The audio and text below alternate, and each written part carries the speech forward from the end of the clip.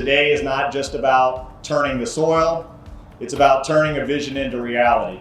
What an exciting time. Look, so, Yokogawa has a great history of focus on the community, of a sustainable vision.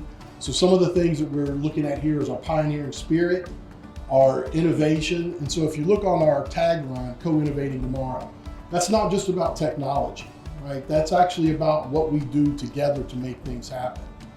We really want to be Japanese quality made in America. We all have to work together. I see a lot of good partnerships all the way from the city to the county to the Georgia State Economic Development to the Japanese Council here. The goal is very simple. Our vision is clear. We want to have manufacturing excellence. We want to be the leader in the industry. We want to innovate faster. We want to respond to our customers' changing needs faster. Today marks a significant milestone in our company's journey. We are proud to deepen our roots here.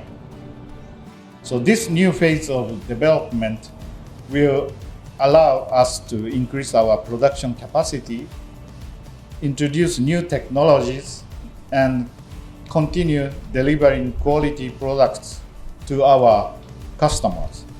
More importantly, it will create new opportunities for the talented people who live and work in this region.